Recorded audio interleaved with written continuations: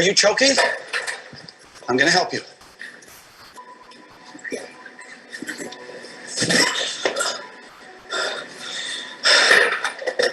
Sit down. Choking occurs when food or other items block a person's airway.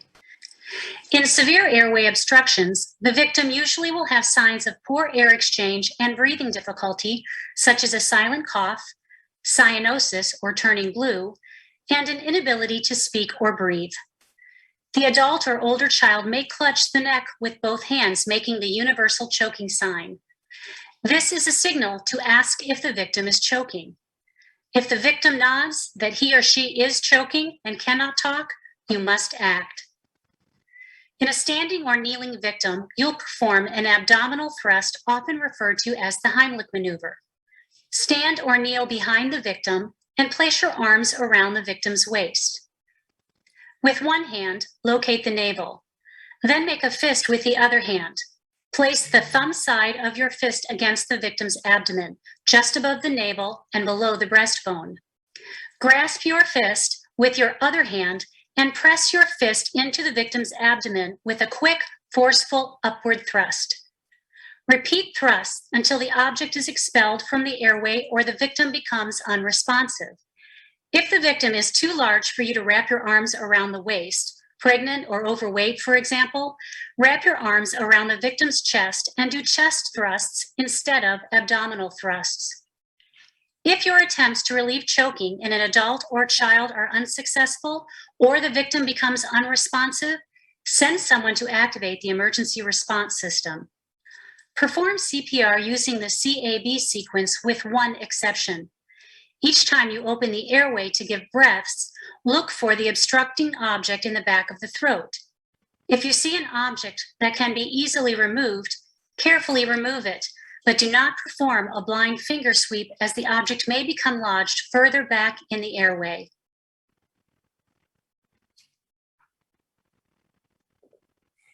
Oke, ya, yang ini terus yang anak-anak ya hampir sama, tapi anak-anak ini kita bisa lakukan dengan satu kepalan tangan aja. Ya.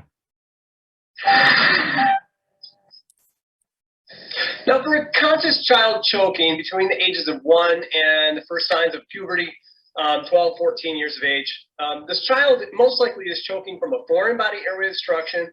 A lot of times it happens with laughter. They might be rushing their food.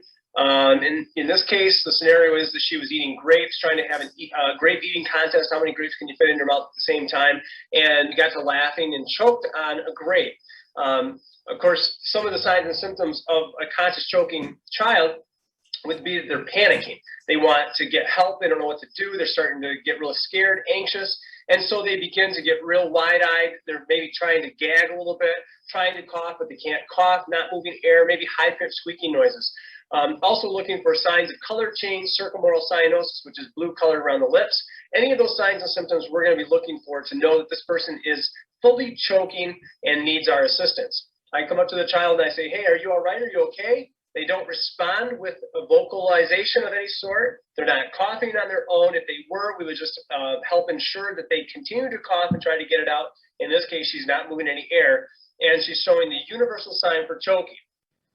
So with the hands around her neck, we're going to go ahead and say, are you all right? Are you okay? There's no response. She's still awake but not able to speak. I'm going to raise her elbows, find her belly button. With my thumb tucked in, I'm going to go with my fist against the tummy just above the belly button and then grab that other hand. Now realize too that I'm lowering myself so that I'm at the level of the child, so I'm not pressing down on the ribs and running a higher risk of fracturing ribs and things like that. I'm getting to the level of the child.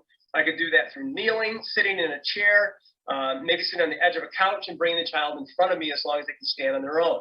I grab that hand, and then with inward and upward thrusts, I'm going to go ahead and start my inward and upward compressions. I'm going to do this until I get the object clear or until the child becomes unconscious and falls limp. If the child becomes unconscious, we're going to assist the child down to the floor so that we don't incur any more traumatic injuries. We're going to begin with an assessment and move to unconscious child choking. Oke.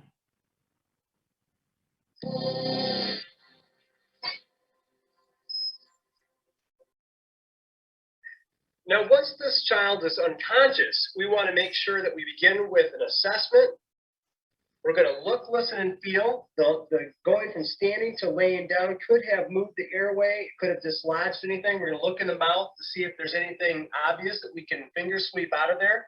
But the fact that this child went from conscious to unconscious is now the time we're going to activate EMS or call a code.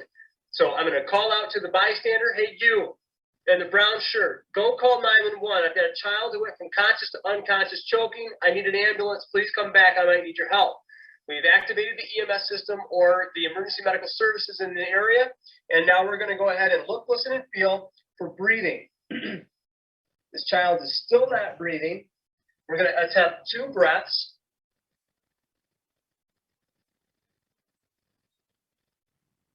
After the 2 breaths, do not go in and reposition and try it again.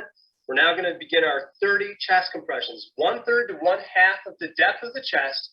And we're going to do 30 chest compressions and then reassess for the obstruction. 1 and 2 and 3 and 4 and 5 and 6 and 7 and 8 and 9 and 10 and 11 and 12 up to 30. Look in the airway, check for obstruction. If you can see it, we're going to go in and hooking motion, sweep it out and attempt 2 breaths. Neither breath went in, reposition the airway, attempt 2 more. Neither breath went in. We go back to the 30 chest compressions. We then go back and look into the mouth. If we see the obstruction, sweep it out, and then attempt 2 more breaths.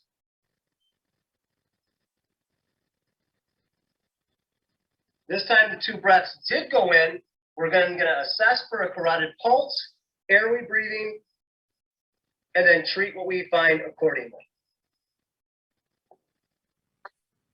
Oke, ya ini untuk bayi ya. Kita tinggal nonton video aja. Kalau bayi ini gabungan antara menekan dada dan menepuk punggung, ya, chest thrust dan back blow, ya, sambil bayi yang ditumbingkan ya. Jadi supaya gravitasi ini membantu.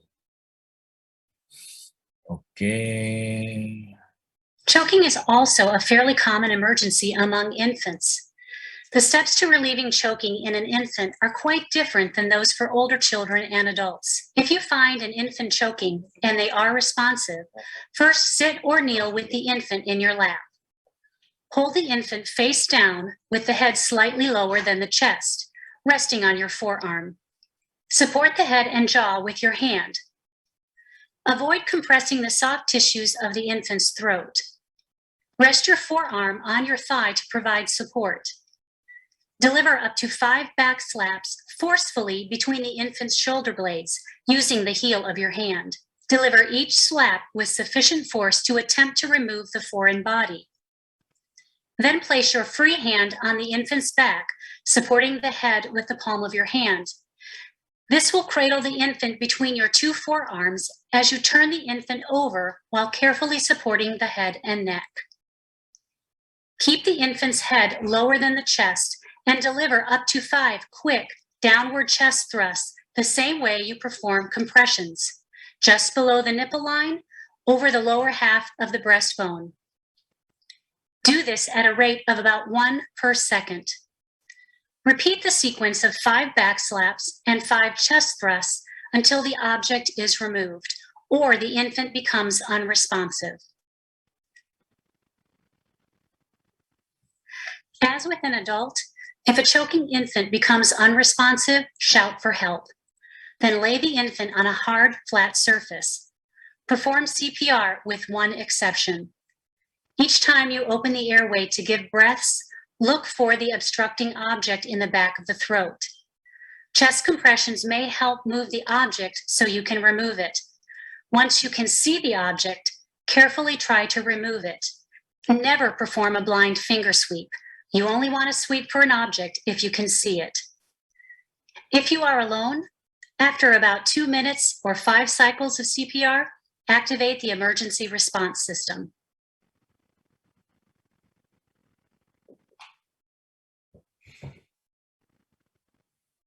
Oke ya. Finger sweep ya, finger sweep ini dilakukan untuk berusaha mendislodge ya atau mengeluarkan benda asing jadi sumber sumbatan ya. Tapi harus hati-hati ya dalam melakukan finger sweep karena ada kemungkinan kalau kita melakukan fibrosipni malah dorong obstruksan itu bendanya itu semakin jauh ke dalam ya, jadi hati-hati. Kalau tidak yakin jangan dilakukan ya. Oke. Chest thrust ya. Jadi chest thrust ini kalau orang yang ditolong itu gendut sekali atau orang hamil ya. Jadi kalau gini tersedak ya kita nggak bisa melakukan di pusar ya. Kita melakukan di dada dan ya memang selalu ada kemungkinan terjadi trauma torak ya. Itu memang resiko. Nih LB algoritma ya. Jadi yang penting kalau kita mau melakukan intubasi ya, persiapan dulu ya, suction, O2, oksigen, sumber oksigen ya, bed mask-nya, laryngoskop, kemudian stilet ya, pulse oximetry, ya obat-obatan disiapin ya, protect the C-spine. Selalu lakukan preoksigenasi ya. Ciri-ciri preoksigenasi yang baik adalah bila dada naik ya. Kalau dada tidak naik maka kita pasang OPA atau NBA. Nah, pilihannya ada dua. Kita bisa oksigenasi atau tidak bisa oksigenasi. Ya, kalau tidak bisa oksigenasi itu pilihannya hanya surgical airway. Ya, melakukan cricothyroidotomy surgical. Kalau bisa oksigenasi maka kita lakukan intubation attempt ya. Kalau kesulitan cari bantuan dan consider awake intubation. Jadi intubasi tanpa obat ya. Karena kita selalu berusaha mempertahankan nafas spontan dalam kondisi kesulitan intubasi. Ya. Pakai alat-alat bantu, gamelasi buki, ya pasang LMA dulu atau laryngeal tube airway ya.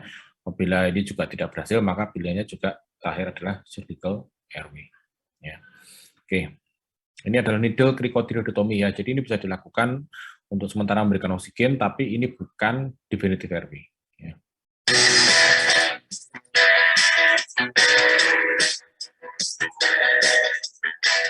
Hi, I'm Steve Paddock with the Castle Rock Fire and Rescue Department, and this is my partner, Jake Otten. Today we're going to be doing the needle cricothyroidotomy scenario.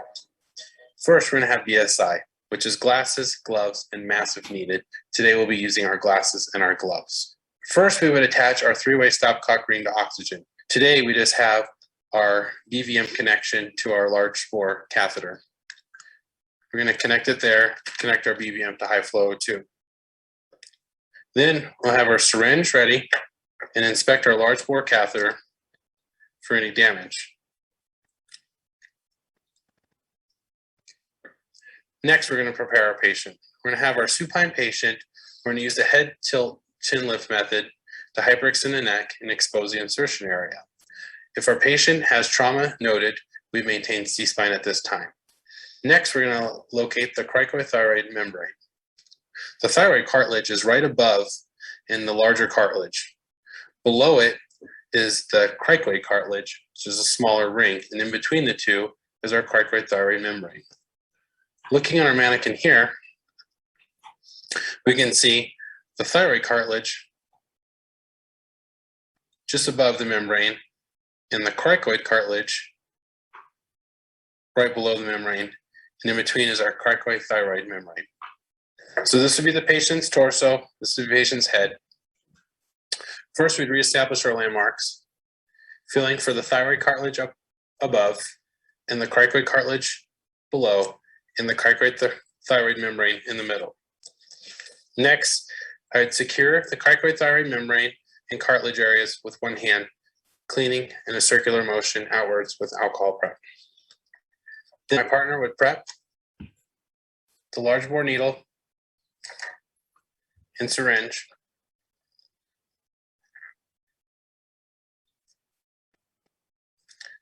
I would now insert at a 45-degree angle, the bevel end up towards the feet, slowly aspirating the syringe until I could suck in air.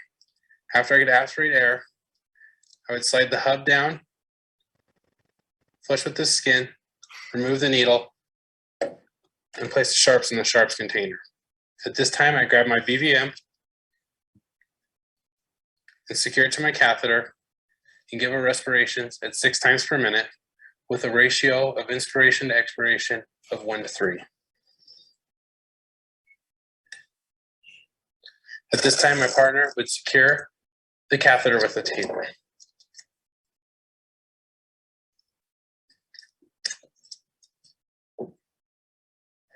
Now we want to monitor our patient closely.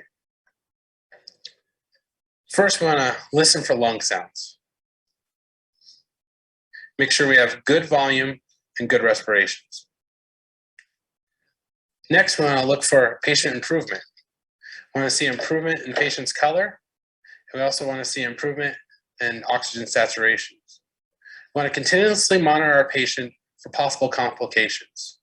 If we have any localized bleeding, we want to apply direct pressure and stop the bleeding. If we have an esophageal perforation, we want to discontinue ventilations. If we have subcutaneous emphysema forming, we want to discontinue ventilations. And if we have a pneumothorax that forms, we also want to discontinue ventilations. If we have an obstruction or kink in our catheter, we want to adjust it and then retry ventilations. And that concludes our needle cricothyroidomy scenario. Oke, ya. Itu tadi needle cricothyroidotomy ya, tapi needle cricothyroidotomy ini bukan definitive airway ya. Jadi tidak bisa menggantikan intubasi ya. Yang bisa menggantikan intubasi adalah cervical cricothyroidotomy ya. Prinsipnya sama, cuma kita masukkan kanung trakea, jadi kita harus insisi. This time, I'm going to demonstrate the proper procedure for performing a surgical CRike. The first thing that we want to make sure we always do during any procedure is make sure we have proper BSI. Our next step is to make sure the area has been prepped. I've already done that, so we're good to go there.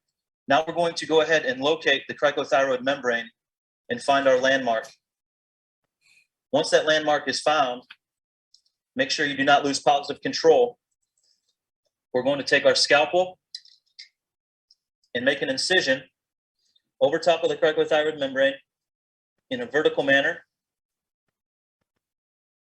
Once that incision has been made, you can either use the sharp edge or the blunt edge of the scalpel to penetrate through the membrane. For the next step, you can use either hemostats or your CRike hook. I prefer hemostats to open the incision. Once that incision is open, the next step is to get our ET tube. As you can see, this ET tube right here is a little bit shorter than the normal ET tube. It has been cut down to allow this procedure to be a little more manageable. The one caution is just to make sure when cutting this tube that we don't cut the inflation tube. We're going to insert it into the incision. You can remove your hemostats. And now we're going to inflate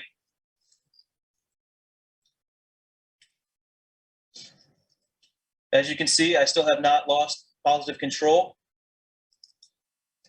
of the tube. Hook up to the BBM.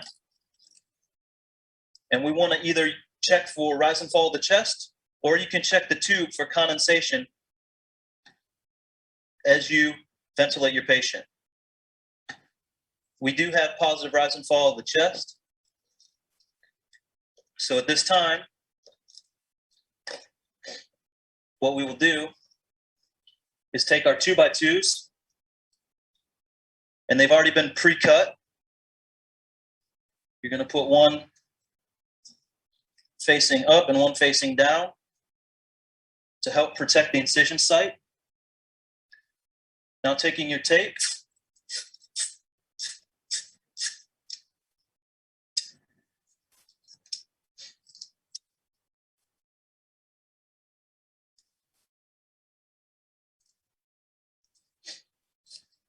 we will then secure the tube into place, making sure that you do not tape circumferentially, as that may prevent the air from entering the casualty's airway. Hook our BVM back up and continue to ventilate our patient.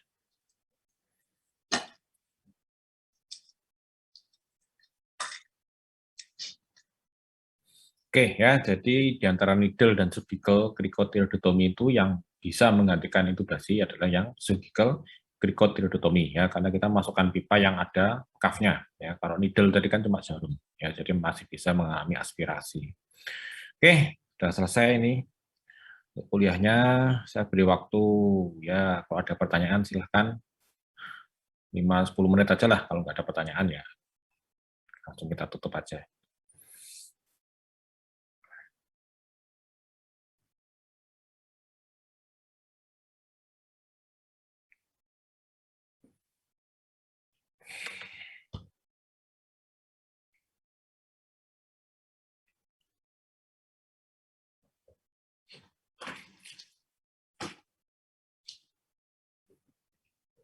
Chief koasnya mana ya? Chief koas. Chief angkatannya mana nih? Saya dokter. Oh iya. Gimana, Dek? Ada pertanyaan atau tidak ada pertanyaan? Udah jelas ya, bagus. Kita tutup aja. Melanjutkan hari libur kita gitu. Kalau dari saya belum ada dokter, mungkin dari teman-teman yang lain dokter. Oke, teman-teman yang lain. Pakai waktu 1 menit loh. 1 menit gak ada pertanyaan, selesai. Gimana, mau tanya nggak? Tanya boleh, nggak tanya juga bagus, nggak apa-apa.